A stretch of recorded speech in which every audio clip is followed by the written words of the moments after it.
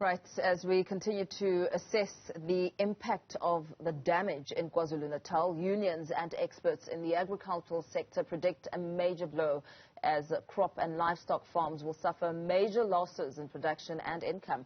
The province is believed to have a larger area of high-quality agricultural land than other provinces and is the national leader in several agricultural products. KZN is now in turmoil amid the ravaging floods on the back of their other challenges which impacted the agricultural sector in the province as well as exports, such as the closure of ports because of the 2021 July unrest. The COVID-19 pandemic, Transnet declaring a failure to fulfill duties at all ports as a result of a cyber attack, and more recently, Russia's invasion of Ukraine. To give us a clear picture of how bad the situation may be following the floods is founder of Bhangane Agribusiness consultant and farmer Sanele Mbili.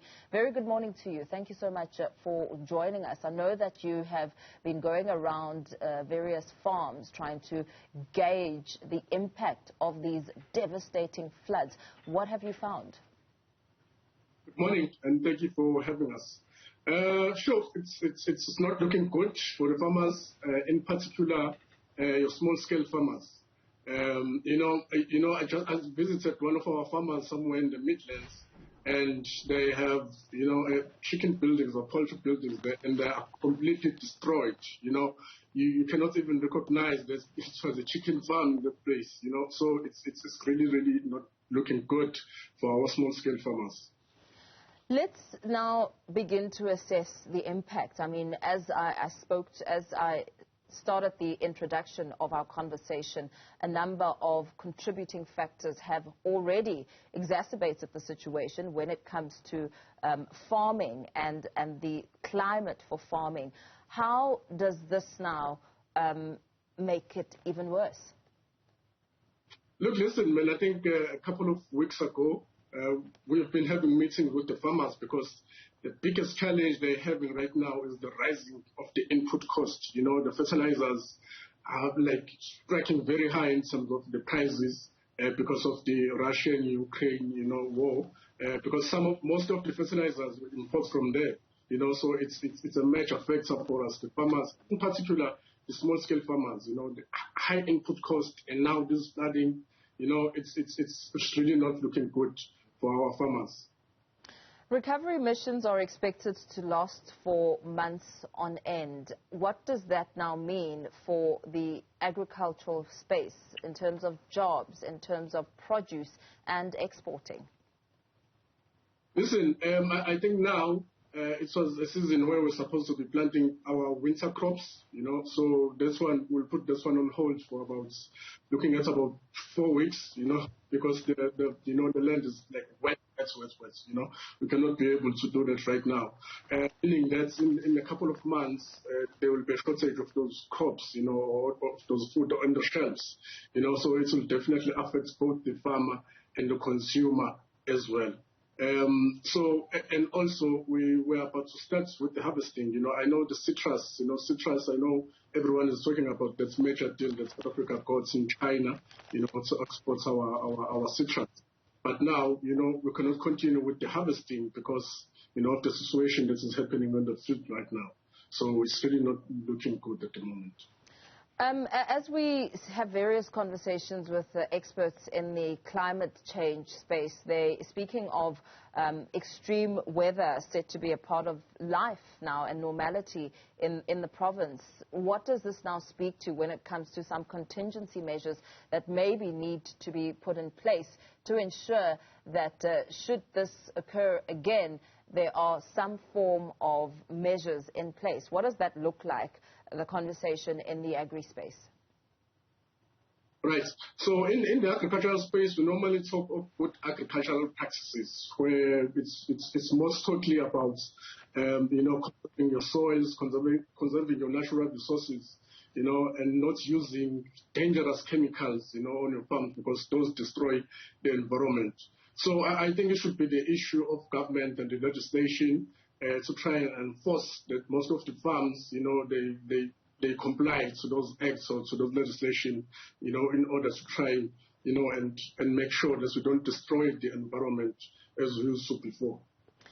And in your interactions with small-scale farmers, what are you finding as you go out and assess the level and extent of damage, especially when it comes to some form of recovery, the aftermath, where they will need to start rebuilding and replanting or gathering the livestock? Are most of the small farmers insured? Well, that's a different language for small-scale farmers. You know, most of them are not insured. Maybe the large-scale farmers would afford that, but the small-scale, they are unable to afford that because it's extremely expensive. And also, the biggest issue here is that the farmers are unable to take their produce into the markets because of the roads are flooded. Roads are completely destroyed. Now, that's the biggest issue that the government should look into, the soonest, or as a major priority, because that's, if you cannot take your produce into the markets, the farmer will suffer as well as the consumer as well. I was just talking to one of our farmers in the South Coast. They're supposed to deliver some bananas. Agricultural products are really perishable. If you cannot, when they are ready, if you cannot get them to the markets, then it means it's a loss for you because they will be completely destroyed. So yeah. Let's perhaps talk about the importance of small-scale farmers and the role that they play when it comes to produce or, perishables or perhaps even livestock. Where do they fit in, and how significant is their role looking at the current situation? Thank you for asking that. Here in South Africa, mostly, we don't value enough small-scale farmers. We will think that large-scale farmers are the only ones that are important. The fact is, small-scale farmers are the one who contributes a lot in the food security of the country. If you look at your large-scale farmers, mostly they will, focus on, exporting their products, But what you find in your local markets mostly is from those small-scale farmers.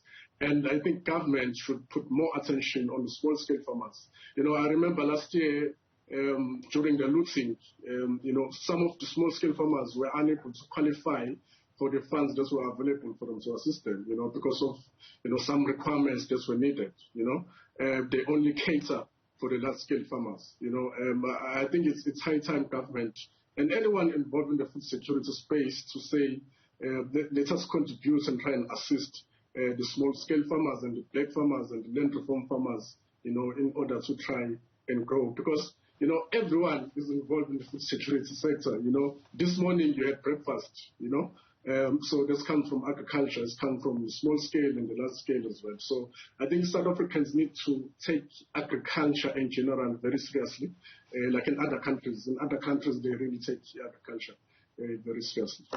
Sanele, you make mention of what could, so to speak, be described as the missing middle, especially when you give me the example of the lack of access to funding when we looked at what happened with the July 2021 unrest.